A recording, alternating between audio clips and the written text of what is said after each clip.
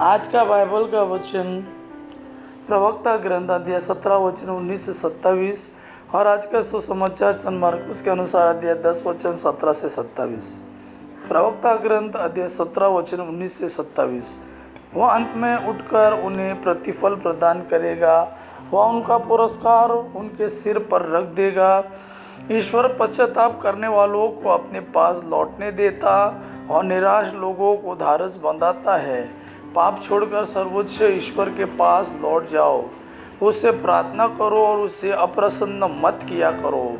अन्याय छोड़कर सर्वोच्च ईश्वर के पास लौट जाओ और अधर्म से अत्यधिक घृणा करो। ईश्वर का न्यायोचित निर्णय पहचान लो और सर्वोच्च प्रभु से विनय और प्रार्थना करो। यदि जीवित लोग ईश्वर का धन्यवाद नहीं करते तो अधोलोक में कौन उसका स्तुति गान करेगा। अधर्मियों की भ्रांति में मत रहो और मृत्यु से पहले प्रभु की स्तुति करो। जो मर चुका है वह प्रभु का स्तुति गान नहीं करता, जो जीवित और सकुशल है वही प्रभु को धन्य कहता है। जीवित और सकुशल रहते हुए प्रभु को धन्य कहो, प्रभु की स्तुति करो और उसकी दया पर गौरव करो। आज का सुसमाचार सन मार्कुस के अनुसार अध्याय 10 वचन 17 से 27।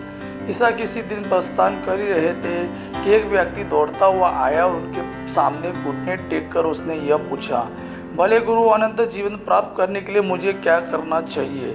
ईसा ने उससे कहा, मुझे भला क्यों कहते हो, ईश्वर को छोड़ कोई भला नहीं। तुम आज्ञाओं को जानते हो, हत्या मत करो, व्यभिचार मत करो, चोरी मत करो, झूठी गवाही मत दो, किसी को मत ठगो, अपने माता पिता का आदर करो। उसने उत्तर दिया, गुरुवर, इन सब का पालन तो मैं अपने बचपन से करता आया हूँ। ईसा ने उसे ध्यानपूर्वक देखा और उनके हृदय में प्रेम उमड़ पड़ा। उन्होंने उससे कहा, तुम में एक बात की कमी है, जाओ अपना सब कुछ बेचकर गरीबों को दे दो और स्वर्ग में तुम्हारे लिए पूंजी रखी रहेगी, तब आकर मेरा अनुसरण करो। यह सुनकर उसका चेहरा उतर गया और वह बहुत उदास होकर चला गया, क्योंकि वह बहुत धनी था।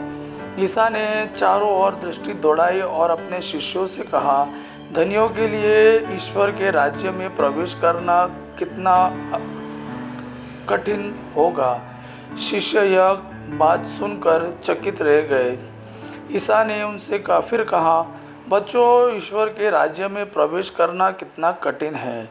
सुई के नाके से होकर ऊंट निकलना अधिक सहज है, किंतु धनी का ईश्वर के राज्य में प्रवेश करना कठिन है। शिष्य और भी विस्मित हो गए और एक दूसरे से बोले, तो फिर कौन बच सकता है। उन्हें स्थिर दृष्टि से देखते हुए ईसा ने कहा, मनुष्य के लिए तो यह असंभव है, ईश्वर के लिए नहीं, क्योंकि ईश्वर के लिए सब कुछ संभव है।